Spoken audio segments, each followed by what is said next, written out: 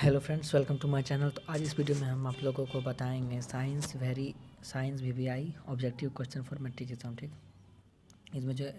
इसमें 99 है, लेकिन हम दो पार्ट में इसको रिवाइज करेंगे, जिसमें कि एक 50 ऑब्जेक्टिव एक वीडियो में और 50 ऑब्जेक्टिव दूसरे वीडियो में बताएंगे। इसका दो पार्ट निकलेगा, मतलब और भी ऑब्जेक्टिव है, लेकिन इस वीडियो में बस 50 ऑब्जेक्टिव ही डालेंगे। ठीक, तो चलिए शुरू करते हैं। तो पहला क्वेश्चन देख लेते हैं,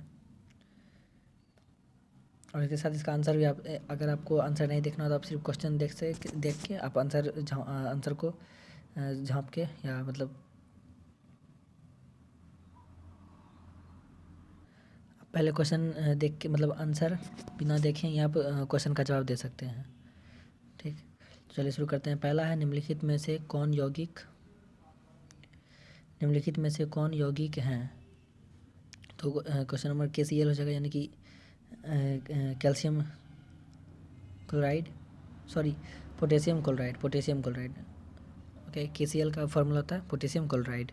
फिर है बॉक्साइट निम्नलिखित में से किस धातु का अयस्क है। और एक बात फिर से, मैं अगर आपको बैकग्राउंड नॉइज़ अगर आता हो तो प्लीज़ उसे इग्नोर कीजिएगा। आप वीडियो को फास्ट करके देख सकते हैं, तो आपको बैकग्राउंड म्यूजिक उतना पता नहीं चलेगा। ठीक, तो बॉक्साइट निम्नलिखित में से किस धातु का अयस्क है। इसमें हो जाएगा एल्युमिनियम। फिर है लोहे का परमाणु संख्या क्या है। 26। आयरन, लोहे का आयरन होता है। फिर देखिए हम इसमें 4 नंबर क्वेश्चन, जस्ता और तनु हाइड्रोक्लोरिक अम्ल अभिक्रिया करके फलस्वरूप निम्नलिखित में से कौन सा गैस बनाती है। यानी कि जस्ता यानी कि जिंक और तनु हाइड्रोक्लोरिक, यानी कि थोड़ी मात्रा में जस्ता और हाइड्रोक्लोरिक अम्ल को, जब HCl होता है हाइड्रोक्लोरिक एसिड। ठीक, तो HCl को जब हम मिलाते हैं तो उसे कौन सा गैस निकलता है, तो उससे हाइड्रोजन गैस निकलता है। ओके गाइज, हाइड्रोजन गैस निकलता है H2, जिसमें 2 लग गया हाइड्रोजन गैस से N2 नाइट्रोजन गैस हो जाएगा, O2 ऑक्सीजन गैस हो जाएगा। तो इसमें हाइड्रोजन गैस हो जाएगा जब जिंक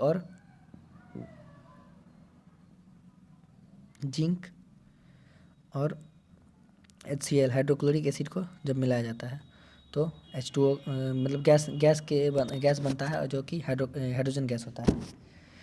गैस। फिर नेक्स्ट क्वेश्चन 5 नंबर आ जाते हैं।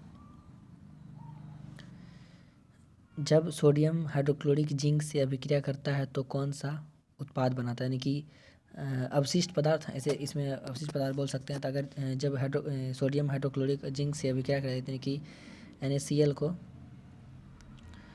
जिंक से अभिक्रिया कराई जाती है, तो कौन सा उत्पाद, यानी कि कुछ नया चीज़ उससे बनता है। इन दोनों को मिला के क्या चीज़ बनता है, तो हो जाएगा Na2ZnO2 प्लस हाइड्रोजन गैस निकल जाएगा। इसे ऐसे ऊपर से निशान तीर दिया जाता है तो ये निकल जाएगा, सोडियम जिंक ऑक्साइड बनेगा और हाइड्रोजन गैस निकल जाएगा। फिर नेक्स्ट आते हैं, लोहा से जिंक लेपित करने की क्रिया को कहते हैं। तो B नंबर हो जाएगा गैल्वेनीकरण, यानी कि जिंक लोहे में जो हम पेंट करते हैं, प्राइमर मारते हैं, उसी को लेपित करने की क्रिया को गैल्वेनीकरण कहा जाता है। यानी कि एक तरह से पेंट करना, जंग से बचाना, उसी को गैल्वेनीकरण कहा जाता है। फिर नेक्स्ट नंबर 7 नंबर, निम्नलिखित में से कौन अधिक अभिक्रियाशील है। सबसे अधिक अभिक्रियाशील, यानी किसी के साथ भी वो अभिक्रिया कर जाएगा, तो क्या है, कॉपर। इन में से। ओके, अगर और ऑप्शन दिया रहता तो वो कुछ और आंसर होता, लेकिन इस 4 में से आंसर सबसे अभिक्रियाशील है कॉपर।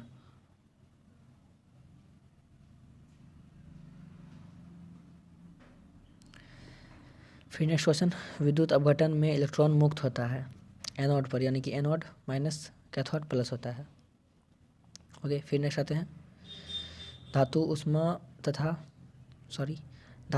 तथा विद्युत के चालक होते हैं। ओके, सॉरी, मतलब धातु उष्मा तथा विद्युत के,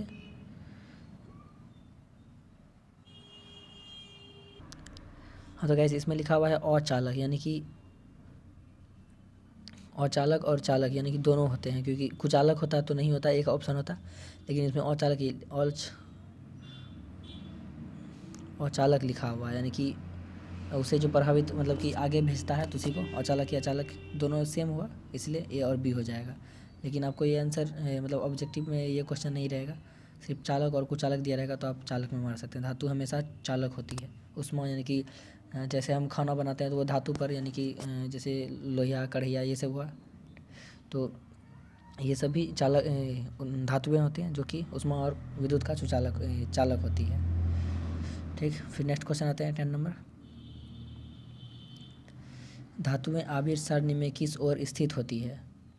आवर्त सारणी यानी कि धातुएं वो पीरियोडिक टेबल में जो होता है, आवर्त सारणी के किस तरफ मतलब स्थित होती है, तो हो जाएगा बाईं केंद्र की ओर, यानी कि ओके फ्रेंड्स, बाईं ओर केंद्र में। फिर नेक्स्ट क्वेश्चन है सिलिकॉन, जर्मेनियम, आर्सेनिक और एसपी धातु कहे जाते हैं, यानी कि उपधातु, ये सभी उपधातु हैं। आप ये पीरियोडिक टेबल में उसमें सभी दिया हुआ है, उपधातु किसे रिएक्शन करता है उस पर भी उसमें दिया हुआ है, तो पीरियोडिक टेबल आप अच्छा से पढ़ लीजिए, फिर से एक बार रिविज़न हो जाएगा। तो फिर नेक्स्ट, अधातुएं आवर्त सारणी में किधर पाई जाती है? तो ए नंबर हो जाएगा दाईं ओर, अधातु, और ये था ये सभी उपधातु हैं, तो जो कि यानी कि सिलिकॉन, जर्मेनियम, आर्सेनिक और एसबी। फिर है टाइटेनियम, क्रोमियम, मैग्नीज और जिरकोनियम धातुओं को क्या कहा जाता है? तो इनका बी नंबर आंसर हो जाएगा समारिक धातु। ओके, फिर नेक्स्ट आते हैं 40 नंबर। ऐसे तत्व जो इलेक्ट्रॉनों को त्याग कर घनात्मक आयन बनते हैं कहे जाते हैं, यानी कि इलेक्ट्रॉन को त्याग करता है, जैसे Na+ हो जाता है तो ये हो जाएगा इलेक्ट्रॉन को त्याग करता है, प्लस हो गया, तो इसे क्या कहा जाता है? धातु, यानी कि धातु पर हमेशा प्लस चार्ज होता है क्योंकि ये इलेक्ट्रॉन का त्याग करता है। फिर है धातु द्वारा त्यागी गई इलेक्ट्रॉनों की संख्या को उस धातु के तत्व को क्या कहा जाता है? यानी कि अब क्वेश्चन फिर से पढ़ते हैं। धातु द्वारा त्यागी गई इलेक्ट्रॉन की संख्या को उस धातु तत्व का क्या कहा जाता है? संयोजकताएं, यानी कि इलेक्ट्रॉन कितना त्यागा, जैसे Na2 हो गया तो Na2 यानी कि ये दो इलेक्ट्रॉन को त्यागा, K2, जैसे Mg होगा, Mg मैग्नीशियम +2, तो ये हो जाएगा 2 इलेक्ट्रॉन को त्यागा है, तो इसी को संयोजकता वैलेंसी कहते हैं, वैलेंसी। ओके, फिर नेक्स्ट है सोना का धात्विक चमक कैसा होता है?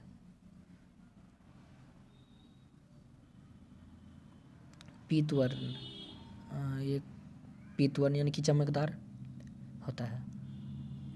फिर 70 नंबर क्वेश्चन, चांदी के बर्तन या गहने को वायु में खुला छोड़ने पर उसके सतह पर काले धब्बे पड़ जाते हैं, तो उसे क्या कहा जाता है? तो सिल्वर सल्फाइड कहा जाता है। यानी कि अब चांदी के बर्तन, जैसे चांदी के बर्तन पुराने ज़माने में चांदी और सोना मतलब सभी के बर्तन में खाना बनाया जाता था, तो उन पर जब बाहर में छोड़ देते थे उन पर सिल्वर सल्फाइड का, काले धब्बे रंग का, तो उसे सिल्वर सल्फाइड। अभी के जब साइंस तरक्की किया तो उस पर उसको सिल्वर सल्फाइड का उसमें परत चढ़ जाती थी जो कि काला और काले धब्बे रंग की होती थी।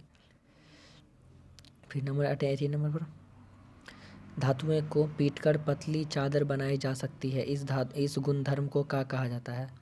तो ए नंबर हो जाएगा औघात वर्ण, यानी कि औघात वर्णधीनता, यानी कि पीट कर उन्हें चादर, जैसे कोई धातु है उसे पीट कर, यानी कि लोहे से, यानी हथौड़ी से, कुछ भी से उसे पीट कर जब उसे पतला किया जाता है तो उसी को औघात वर्ण, यानी कि फैलना कहते हैं उसी को। फिर पानी का सबसे ज़्यादा फैलाव होता है, यानी कि आघात वर्णीय ज़्यादा होता है, सॉरी, जिसे पीट कर पतला किया जाता है उसे उस क्रिया को आघात वर्णीय कहा जाता है। और जो जैसे पानी दिए वो पिघल के चल गया तो उसे संपीड्यता कहते हैं। ओके, फिर नेक्स्ट आते हैं 1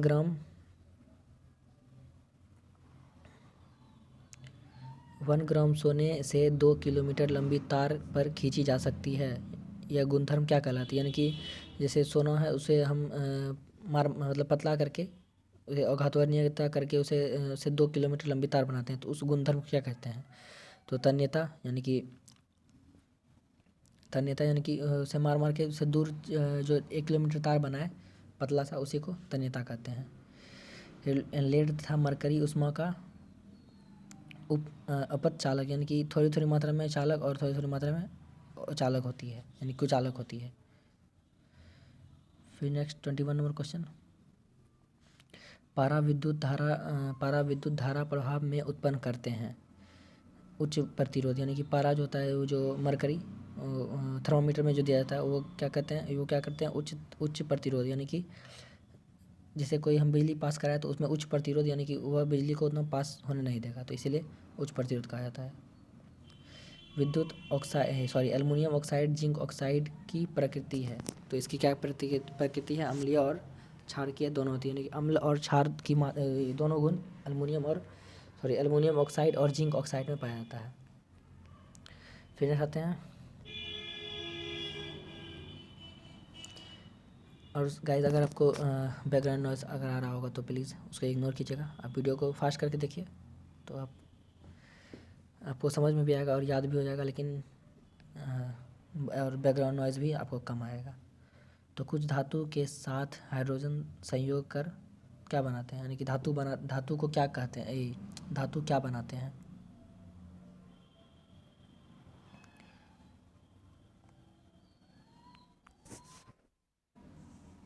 तो ऐसे इस क्वेश्चन में है, यानी कि कोई भी धातु है वो हाइड्रोजन के साथ जब अभिक्रिया कराती है तो क्या बनाती है, तो हाइड्राइड बनाती है।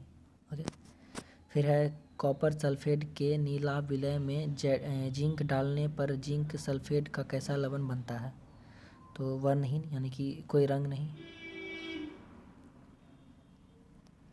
फिर 25 नंबर, ऑक्साइड ऐश को समदूकी करने के लिए समदूधी यानी कि दूध, थोड़ा सा दूध रंग का, तो उसे करने के लिए इसे क्या किया जाता है, तो ये नंबर हो जाएगा द्रव चालित धुलाई कहा जाता है।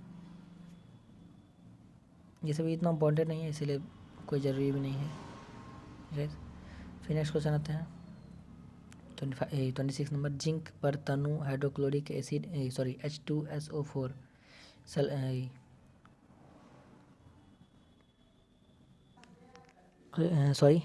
सल्फ्यूरिक एसिड की अभिक्रिया कर, यानी कि H2SO4 की अभिक्रिया कर कौन सी गैस बनाती है, तो हाइड्रोजन गैस बनाती है। यानी कि जिंक में थोड़ी मात्रा में अगर हाइड्रोक्लोरिक एसिड सल्फ्यूरिक एसिड मिलाएंगे तो उसमें हाइड्रोजन गैस निकलेगा, यानी कि हाइड्रोजन गैस प्राप्त होगा। फिर नेक्स्ट क्वेश्चन आते हैं,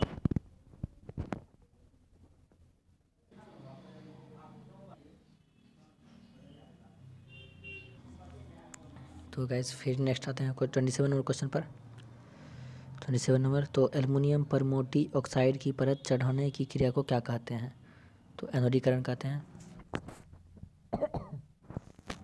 फिर नेक्स्ट आता है 28 नंबर, धातु जल से अभिक्रिया कर कौन सी गैस बनाती है, तो बी नंबर हो जाएगा हाइड्रोजन गैस, यानी कि धातु जो है जल से अभिक्रिया करे, यानी कि इसीलिए H2O बनता है। फिर नेक्स्ट आते हैं 29 नंबर, 29, जिंक और एल्युमिनियम में कौन सा अधिक अभिक्रियाशील है, यानी कि कौन से अगर हम किसी भी धातु या धातु में मिलाएंगे तो जल्दी अभिक्रिया करेगा, तो हो जाएगा एल्युमिनियम। इसमें सिर्फ बात हो रहा है जिंक और एल्युमिनियम का। फिर नेक्स्ट है 30 नंबर, धातु से और धातु में इलेक्ट्रॉन के स्थानांतरण से बने यौगिक को क्या कहते हैं, यानी कि धातु में जो है धातु से और धातु में इलेक्ट्रॉन की स्थानांतरण, यानी कि अगर इसे ऐसे समझे कि अगर किसी इलेक्ट्रॉन में, जैसे कोई धातु में अगर इलेक्ट्रॉन को त्यागा और इलेक्ट्रॉन को ग्रहण किया तो उसमें कौन सा गुण आएगा, तो आयनिक गुण आएगा, आयन यानी प्लस या माइनस का, प्लस या नेगेटिव या पॉजिटिव हो जाएगा अगर त्याग और ग्रहण करेंगे तो इलेक्ट्रॉन का, यानी कि स्थानांतरण त्याग और ग्रहण वही हुआ। फिर अगर आप क्वेश्चन तो दिख रहा होगा, कमेंट में बताइएगा, निम्नलिखित में से कौन सा अधातुएं हैं, तो अधातुएं हैं, हाइड्रोजन अधातु है और इसमें जितना भी है सभी धातु है। फिर नेक्स्ट आते हैं, हीरा का गलनांक तथा क्वथनांक होते हैं, यानी कि हीरा को कितनी बहुत ज़्यादा मात्रा में गलनांक और क्वथनांक, यानी कि उसे बहुत ही होता है ना कि बोलता है ना कि बहुत हीरा को चमकाने के लिए बहुत तपना पड़ता है, तो वही हुआ कि हीरा का जो गलनांक और क्वथनांक होता है, यानी कि जमना और गर्मी पिघलना बहुत ही उच्च होता है। ओके, दोनों चीज़ उच्च होता है। फिर नेक्स्ट है अम्लीय CuSO4 के विलयन का विद्युत अपघटन कराने पर शुद्ध तांबा जमा होता है। होता है कैथोड पर, यानी कहाँ होता है? कैथोड पर। और बैकग्राउंड नॉइज़ को इग्नोर कीजिएगा प्लीज़। फिर नेक्स्ट है अम्लीय कॉपर सल्फेट के विलयन के विद्युत विच्छेदन कराने पर कॉपर सल्फेट विलयन है तो विद्युत अपघटन है। फिर है नेक्स्ट अम्लीय कॉपर सल्फेट में विद्युत धारा प्रभावित करने पर विलय अशुद्धता एनोड तली पर निक्षेपित होता है जिसे कहा जाता है एनोड पंख। ओके, फिर नेक्स्ट है निर्जल कैल्शियम क्लोराइड को कहा जाता है, यानी कि जिसमें जल की मात्रा नहीं होगा तो उसे निर्जल कैल्शियम क्लोराइड को शुष्कन कर्मक कहा जाता है। तो वैसे इस क्वेश्चन को मैं फिर से पढ़ता हूँ। निर्जल कैल्शियम क्लोराइड को कहा जाता है शुष्कन कर्मक। फिर नेक्स्ट है 37 नंबर सिल्वर को वायु में छोड़ देने पर किस तत्व से अभिक्रिया करती है जिससे उसकी सतह काली हो जाती है। यानी कि सिल्वर जो है वायु में जिंक और उसकी तरह छोड़ दिया जाता है, उसमें पीतल के तरह छोड़ दिया जाता है तो उसमें कौन सा काली सतह पड़ जाती है तो उसे कहा जाता है सल्फर से। ओके, काली जिससे उसकी सतह पर काली हो जाती है तो उसे सल्फर से कहा जाता है, यानी कि सल्फर जो है उस पर आ जाता है। फिर नेक्स्ट है 38 नंबर कॉपर को वायु में कुछ दिनों तक छोड़ देने पर उसके सतह से भूरे रंग की परत धीरे धीरे समाप्त होकर हरे रंग की परत में चढ़ जाती है। यह किस कारण से होता है? यानी कि कॉपर को जब कुछ दिनों तक वायु में छोड़ देते हैं तो उसमें धीरे धीरे भूरे से हरे रंग की परत चढ़ जाती है तो उसे क्या कहते हैं? साद्र CO2 के साथ अभिक्रिया करने के कारण, यानी कि वायुमंडल में जो कार्बन डाइऑक्साइड है उससे अभिक्रिया कर उसमें जो भूरा रंग है वो हरे रंग में बदल जाती है। फिर नेक्स्ट है 39 नंबर लंबे समय तक लोहे की कांटी को आर्द्र वायु में, यानी कि आर्द्र वायु की नमी वायु में रखने पर छोड़ देने पर उस पर सतह रंग पड़ जाती है तो उसे भूरे रंग की परत हो जाती है। ओके, भूरे रंग की परत हो जाती है जिसे जंग लगना कहते हैं। फिर नेक्स्ट है 41 नंबर। आप वीडियो ज़्यादा लंबे नहीं है, बस आप कॉमेडी वीडियो देख सकते हैं तो ये तो आपकी ज़िंदगी बना देगा। तो मतलब ज़िंदगी नहीं, लेकिन आपको पास एग्ज़ाम में करा देगा। ज़िंदगी ये सब कुछ नहीं है, ज़िंदगी नहीं बनाएगा। ओके, फिर नेक्स्ट है अगर लोहे में 0.05% कार्बन मिला दिया जाए तो यह प्रबल तथा कठोर हो जाता है। यानी कि लोहे में अगर 0.5% कार्बन मिला जाए, यानी कि 0.05% कार्बन मिला जाए तो प्रबल एवं कठोर हो जाता है। फिर नेक्स्ट है मिश्रित कांसा होते हैं ए नंबर विद्युत के कुचालक। फिर नेक्स्ट है धातु के ऑक्साइड जल में घुलकर क्या बनाते हैं? तो बी नंबर हो जाएगा क्षार बनाते हैं, यानी कि धातु जो है ऑक्साइड में घुलकर क्षार बनाते हैं।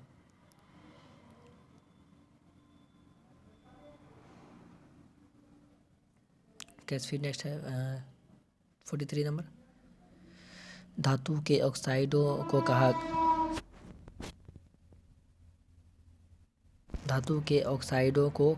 क्या कहा जाता है? तो बी नंबर हो जाएगा भस्म। फिर नेक्स्ट है अधातुओं के ऑक्साइड जल में घुलकर बनाता है, यानी कि अधातु जो है वो ऑक्साइड में घुलकर जल में घुलकर क्या बनाता है? तो बनाता है अम्ल बनाता है। ओके, अम्ल बनाता है। फिर नेक्स्ट है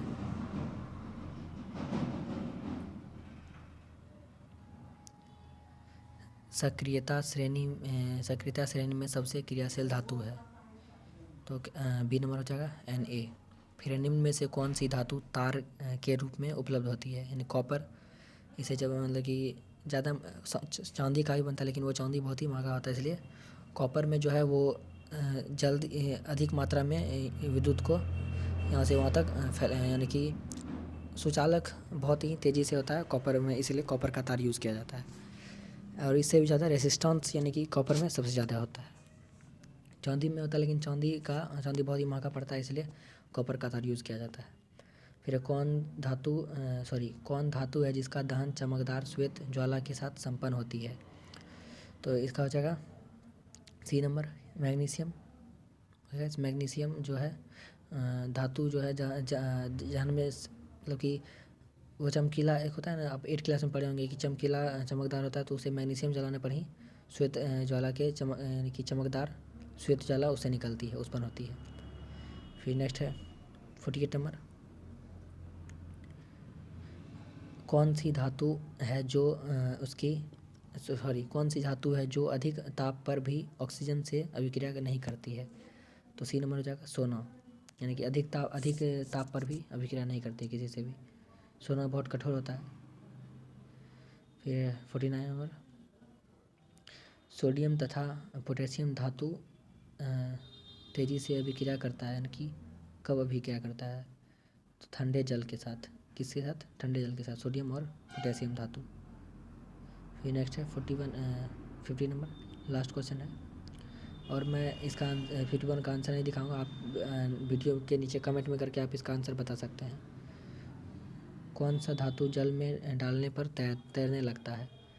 तो हो जाएगा कैल्शियम धातु जो है वो जल में डालने पर तैरने लगता है, क्योंकि ये बहुत ही हल्का होता है कैल्शियम धातु।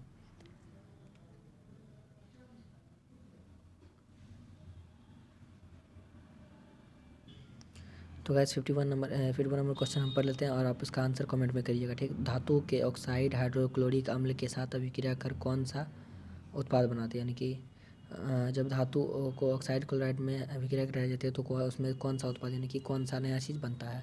तो आप इसे ऑब्जेक्टिव पढ़ के आप उसे आंसर कमेंट में कर सकते हैं, ABCD। तो गाइस इस वीडियो में इतना ही, और फिर मैं अगले वीडियो में 50 ऑब्जेक्टिव को कवर करूँगा। तो आप इस वीडियो को और चैनल को सब्सक्राइब, लाइक और दोस्तों के साथ शेयर कीजिएगा वीडियो को। तो बस आज के लिए इतना ही, मिलते हैं नेक्स्ट वीडियो में। मेरी आवाज़ मिलेगी आपको नेक्स्ट वीडियो में। तो गाइस बाय।